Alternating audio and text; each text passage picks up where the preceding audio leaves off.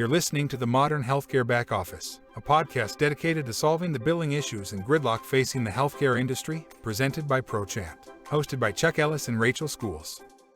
Well, hey there, folks. Chuck here, and welcome to another edition of the Modern Healthcare Back Office. I am joined, as always, by my amazing co-host, Ms. Rachel Schools. How are you doing, Rachel? I'm amazing, Chuck. How are you? I am also amazing. There is a nip in the air here in sunny Florida, and I am hopefully hours away from welcoming my second child into the world. So we Oh my are, gosh. yes, we are counting down Exciting. we are down to 9 days from due date. Nope, 8 days from due date, actually. And the contractions are starting to come. So we're all packed up and waiting for a moment's notice. The grandparents are on high alert. So it's an exciting time, and what a way to wrap up a wild year. I think everybody has learned so much in this past year. I speak not just from like our perspective, but I think people as a whole, like the past 2 years have taught us all a lot about ourselves and about each other and the way things are changing. Like everything has changed as far as how work is done, how life is lived. And we have Diana with us today because she is got this really great insight. She gave a talk recently. We're looking forward to having you go into that a little bit. And I'm jumping to the end a little bit. I need to pull myself back a second here and introduce our wonderful guest today, Diana Pierro. Diana, how are you today? I'm doing well, thank you. So, Diana, you are one of the VPs over here at Prochant, and I'm not going to spoil too much more of your story, but I want to just kind of start at the beginning and have you tell people how you found yourself in the world of healthcare back office. Well, it's actually a very interesting story. Many, many moons ago, we'll just call it 25 plus years, I went to school for programming. And so I wanted to be a developer when I came out. And I had an internship with a software company that did billing for the HME industry. And so right after school, of course, I took on a full-time job with them and found very quickly that, no offense to developers, but I did not like that. I preferred talking to the customers. Mm, And so for about 6 months, my boss had no idea that I was handling all of the support calls and the guy next to me was doing all of the development effort. But it turned out to be really, really a wild ride. It was fun. I learned a lot about the industry. There was a lot of changes going on even back then. The one thing that we could always say is consistent in the HME environment is that it is constantly changing. And so I stuck to the software side up until just recently when I joined Prochant was my first chance to actually use some of the products that I was involved in developing all those years. So that was kind of interesting as well. Diana has been my boss for, I would say, a large part of my adult life. So, you know, mm, We're just going to say 25 plus years, Rachel. That's it. it's been we'll say most of that. So, yeah, there was some breaks in between. But Diana, true. I absolutely love you. I am tickled to have you here, and we are super, super excited to talk to you about soft skills. One in particular that you gave a talk on, like Chuck said, not too long ago. mhm. And not to bury the lead too much, but those who don't know, Diana is our VP of Client Success. So you definitely took that love of customer and love of client and ran with it. So that's Absolutely. really a good testament to what you can achieve in your careers when you are absolutely dedicated and focused on the client experience. And that really came through in your talk. And that's one of the reasons why we wanted to have you come on and discuss it, because I think that it's something that was not just good for our team to hear, but I think it's important for all teams to hear, because I don't think it's any mystery to any of our listeners that Rachel especially believes firmly in the psychology of business and the way that the mind works in business and how that is one of the most underserved parts of business training. So I'm really excited about this talk today, and I think it'll be extremely beneficial for people as they're looking to set a new paradigm for themselves in 2023 and start themselves off right. With that in mind, Diana, please take us away. Well, so I've been thinking a lot about what environment that we're in now and what connotates a really good manager, a good CEO. And it's as if Inc. magazine was reading my mind, something popped up and said, "This is the one thing that you have to have if you want to be a good manager or a good CEO." And it was intellectual humility. And Ooh. so, of course, that piqued my interest. And so I got myself into a presentation, which sometimes I wonder, why do I volunteer for this stuff? But it was good. I did a little bit of research, and I have to tell you that there's a lot of information out there about this little concept. And so all I did was scratch the surface of what that really means, and how that can be impactful in your daily life. And of course, how that can be impactful as a CEO. Intellectual humility, what that means is that you have the ability to listen to other thoughts and recognize that sometimes you might need to change your mind, or you might need to open up your mind to thinking about alternate ideas or concepts. And so the best thing that any person can do is surround themselves with people that have different opinions or different ideas, and really relax your mind, relax your body to be able to absorb that, not get defensive, and kind of think through how that might change your mind, or might make you think things in a different way. It's the best way to handle any kind of a problem, because you don't know all the answers. I have a little quote on my monitor, Diana, and it says, "Be teachable. You're not always right." Exactly. Yeah. And I thought I was right for a long time, always. Well, and as we move sort of up the hierarchy chain of command, right? We shoulder more and more responsibility, and we start to feel like we've got to have all the answers. And that is just not the case. What we have to do is we have to be open to, a lot of us run by our instincts, right? So we have to be open to listening to things that might go against our instincts or go against the way that we've always done things, right? And this is why it's so important nowadays. If for those of us that have been out in the business world for 25 plus years, we're used to doing things a certain way.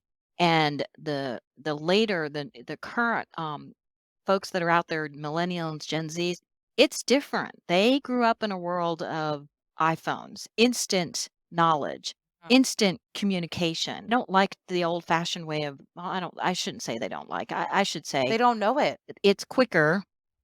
They don't use books or, God forbid, encyclopedias. Talking to people is more of a staged event. It's not an ad hoc calling someone on the phone. It's a different world.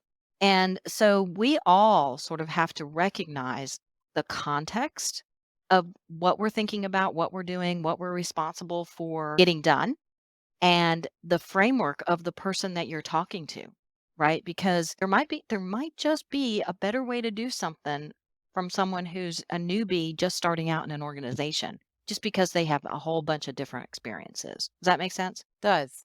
So what at the foundation, what does it mean to be humble? Like what's the definition of humility? Well, I couldn't possibly tell you the dictionary definition, but I think that humility plays into, you have to check your ego at the door. You have to be able to say, I don't know all the answers. I have a lot of experience, and I can apply a lot of what you say with that experience and give you some feedback. I might change your mind because of my experience, but there is no ego here. I am willing to hear everything out, and I'm going to grab all different aspects of the conversation, apply my experience, share that, and then we're going to together figure out what we should be able to do next. What's the right step? Now, as a CEO, sometimes you have to make some hard decisions, right? You still have all of that burden, Mhm. but at least everybody surrounding you knows that you've got all the facts as well. So you're dead on. I did look up, by the way, the definition. It says it is the recognition and acceptance of reality through open mindedness to truth, which would mean check your ego. And then Elon Musk was big on something for a while, like the 50 biases that we all need to lose. I think it's a combination of that, right? So checking your Yeah. ego and then removing bias before you interact or deal with humans, other humans. Yeah. Yeah. I'll give you a quick anecdote on that. So my kids are Gen Zers, right? And so I will pick up the phone because I'm back in the old days when you picked up the phone and you talked to somebody. And they literally say to me, "What makes you think that I'm available to chat right now?" And I mean, in a nice way, but Mhm. really that's what they're saying. Like, how dare you call me? You should text me first, see if I can take a call. Yeah. That's just like a whole different world that they live in versus how we grew up and how we operate. It really is. Yeah, absolutely. Yeah, and that's an interesting shift in cultures and being able to recognize and work with that. I'm one of those cusp millennials, so You and I are elder millennials, Chuck. yeah, we are elder millennials, so we are the last generation to know what a childhood was like without the internet, and to know what these encyclopedias Diana speaks of are, and that they were actually a large series of very heavy books that you would keep on your shelf and would be immediately out of date, Exactly. and had more or less was your best bet for finding out anything before you could just ask Jeeves. So wrote papers by hand, and We did. we had to go to the library and read the Mhm, books, and mhm. we had to do all of that by hand. But then by the time we got to college, it was totally different, right? Right. I actually remember this is how on the cusp I was. Like, I think this is my sophomore year was the first year that I had to That's my senior. have internet sourced references, and I was like, "Oh, what a drag," because it was such a pain to find the link and write the proper MLA format for sourcing the link, and I was like, "Can't we just use the books?" Exactly. I did it my senior year, and I literally was almost in tears because they made us do it through, I don't even remember what they called it now, Chuck, but yeah, it was the first time I had to do it. Lost a letter grade off one assignment because I had to submit it via email and I forgot the attachment. Very classic internet blunder. Yeah. Well, Yeah. while we were going through that though, I remember thinking how different it felt and Mhm. having some concerns, Diana, about the next generation not being I had concerns. That's all. Yeah. Yeah. Think about, and it's funny because my parents, right, are the typical elderly parents who don't like change and don't like to do things on the internet. They're old school. They still have a landline phone and that kind of stuff. And so we kind of chuckle at those types of things that they're saying, right? But I see myself becoming those parents to my kids. And then the reverse, like how will all of this knowledge at your fingertips affect the humility of the younger generation who can validate anything within minutes, right? And that's where the other part of the reason that I did the presentation is that there's everybody can voice their opinion on social media, right? And then it's something that people like, all of a sudden it goes global. And I'm constantly having conversations with my children about the impact of you sharing this information. At least make sure it's factual, right? And then make sure that if you get against it, that you have the frame of mind to be able to accept it, right? Because the world that we're in today is pretty contentious, and we tend to only want to listen to like-mindedness. And I think we're losing a lot of that intellectual humility in the real world, not necessarily the business world, but in the real world, in our personal lives. And I felt like it was important to bring that up as well. The echo Yes. chamber is very real. Yeah. So how do we practice humility, Diana? So like what are some in the office examples of what we can do uh to practice humility throughout the day? The easiest first thing that you can do is if you first of all, you have to have the confidence to present your idea, right? So if you're in a meeting and you have an opinion on something, you have to be able to articulate it and present it. But the biggest part of humility is for you to not get defensive about your idea, right? I always tell my Mhm. team, be careful because you just called my baby ugly, and nobody likes for their baby to be called ugly, right? Rachel say that Yep. over and over again. But the reason I say that is because that invokes that mama bear defensiveness immediately. And if you realize that you're getting triggered by that defensiveness, then you can say to yourself, oh, wait a minute. They don't even know my baby. They've never seen my baby. What they're saying is, this thing that you just mentioned, I've got an idea about it.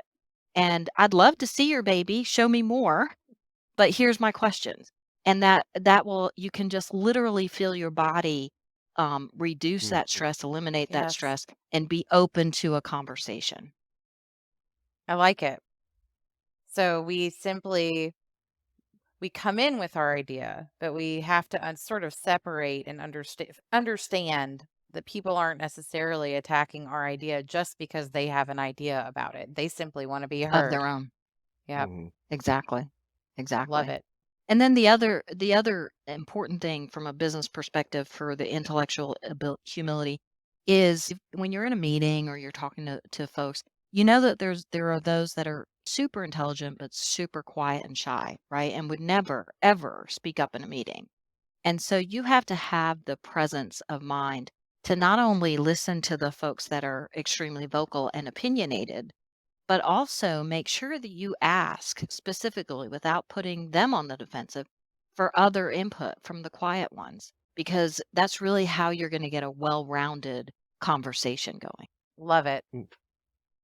All right. Is there anything, Diana, you can think of that in closing you would want us to walk away with or understand? How would you wrap this up? What do we need to walk away with and know about humility? Well, I think the interesting thing about this whole, research that I did on the internet about intellectual humility is that it's always been around, right? It's not new. What we've done is we've put a name to it, and then we've provided a lot of questionnaires and quizzes and social media stuff to understand what it is. But the bottom line is, um, call it what you want. You have to be able to engage in a conversation with and hear ideas that might be counter to your current world. I mean, I have completely changed my mind about a lot of things once I stopped trying to be right all the time and decided that I needed to listen and just understand all sides. And I think that's the one thing I want everybody to walk away from is if you can take the time to hear all sides, you will be able to be a better person personally and a better person professionally. I love it. And I do want to say, Diana, I know the past couple of years have been rough, as Chuck mentioned, for all of us. I know I've seen a huge change in you and the way that you approach things. I've changed the way that I approach things. So there's definitely something to it. Yeah, Absolutely absolutely.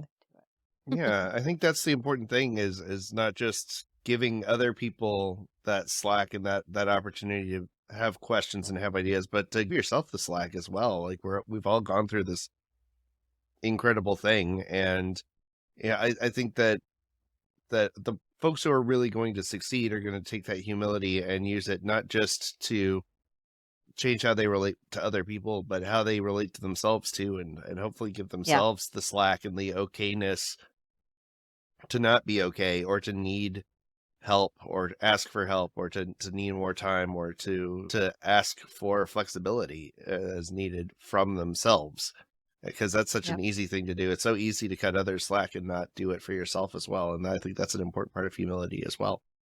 exactly. Agree. So, well, wonderful. That was absolutely exactly the message I needed to hear at the end of this year. And I hope it was for y'all listening as well. Thank you, Diana, so much for taking the time to be on here today. If anybody has any questions or they want to find you or follow you on social media, where can they find you?